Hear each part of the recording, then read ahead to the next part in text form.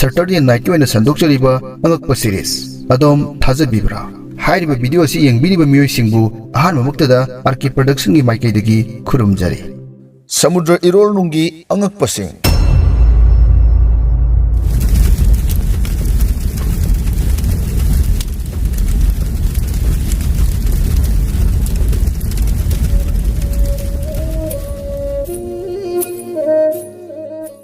video अमा सेमदा मतम सेल अमदी इफोर्ट चंगे चैनल असिना थागत जरीबा वीडियो असिबु डाउनलोड तौबिदुना अतोप्पा सोशल मीडियादा थागत पिदनबा हाइजरी मसिदा कनागुमना डाउनलोड तौरगा शेयर तौबिरमलदी मीगी इंटेलेक्चुअल प्रॉपर्टी अमदी कॉपीराइट नॉर्म्स बु वायोलेट तौबनी मयामना तसेंगना वीडियो असिबु थावै हापिगे खनबिरदी लाइक सब्सक्राइब अमदी लिंक ओइना शेयर तौबिदुना पुकनिंग थौगतपियो आरके प्रोडक्शन ना लेप्तना असिगुम्बा वीडियो खुदोल तमजरी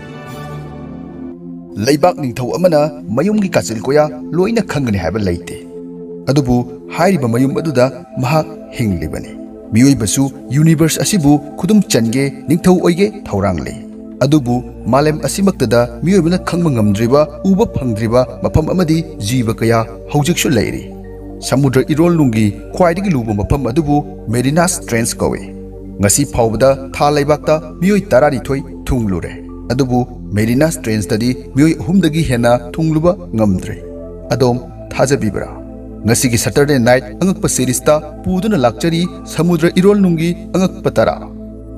मालेम असिगी 71% दी इसिंगनी मसिदा 96.5 ओसिन हाइबदी महासागर ओय नेशनल ओशिनिक एंड एटमॉस्फेयर एडमिनिस्ट्रेशन ना फोंदोखिबा वारोल अमगी मतुंग इन्ना ओशिन की 95% अमदी ओशिन फ्लोर की 99% हौजिक फावबा खंगबा ngamद्रे हौजिक फावबदा अखोइना खंगलिबा ओशिन की लुबगी चांग असी रडार खक्तदगिनी रडार ना थादोखिबा वेब अदु मतम कयादा हलकपगे हाइबदुदा अंक होलगा फंगबा चौराकपा फिबम अदुनी अखोइना खंगबा ngamले हाइरिबसी अदुबु समुद्र इरोल ना रडारबु नाक्थोकपसु ngame मियोइबना मयेक सेंगना उरबा अमदी खंगलबा हाइरगदी ओशिन फ्लोर की ओइना 0.05% मुक्तने ngasi एपिसोड असिदा लैजरे समुद्र इरोल नुंगी अंगक्पसिंग नंबर 1 स्पेस ता पाइकट पे हेक्ता यादे अदुबु समुद्र इरोल नुंगदा कुंबसु यामना लुई मफम अदुदा लैरिबा प्रेशर असि नथक्ता मपुंग फारबा सामु सामना अमुरक्ता नसिलकपगा मानगने अतियादा पैकेट खीबददी लैरिबा पुनमक्तु हेना मयेक सेंगना उबा फंगलकनी अदुबु इरोल नुंगददी प्रेशर अदु कनमनबना लाइट फावबा फावरग इराप लापना चथोकपा ngamदे नंबर 2 पृथ्वी मतुम तारमे हौजिकसु तारी अदुबु हानदी कंफानगी लमदम सिंगसी समनरमे मेसोजोइक इरादा कंफालसी मचत मचत चखाइरक्तुना तोंगान तोंगान नखि थापतोकना रखि मरक्ता इसिंग थुमजिन खिदुना ओशिन सिंगसी ओइरखि नंबर 3 पैसिफिक ओशन ना लेप्तना पिक्चलकली अमदी अटलांटिक ओशन ना लेप्तना पक्थोरकली अंटार्कटिक ओशन ना ख्वाइदगी नौना सखंगनखिबा ओशन नि अमदी अटलांटिक ओशन ना सही खुदिंगी चौराकना इंच अनि पक्थोरकली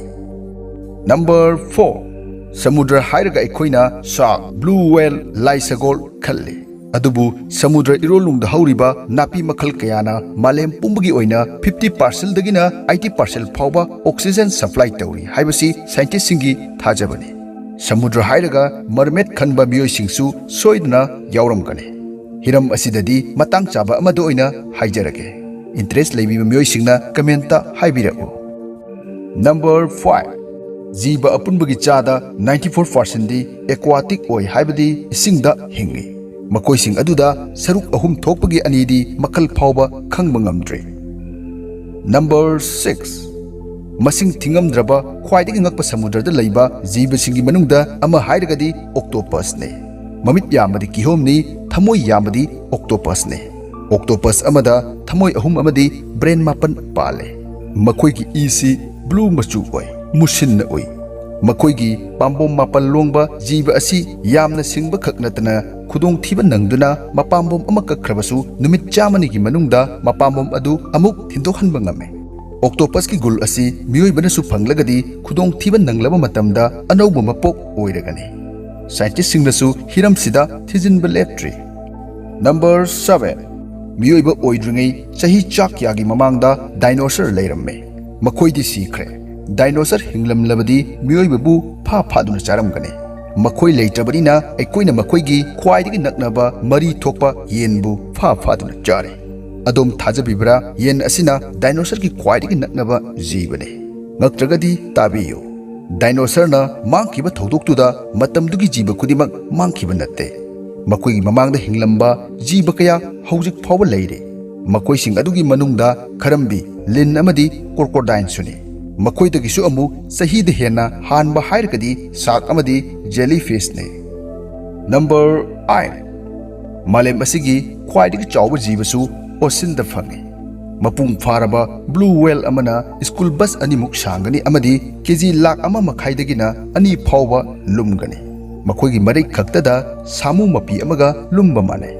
मसागा सानाना मखोइगी थमोइसु चावे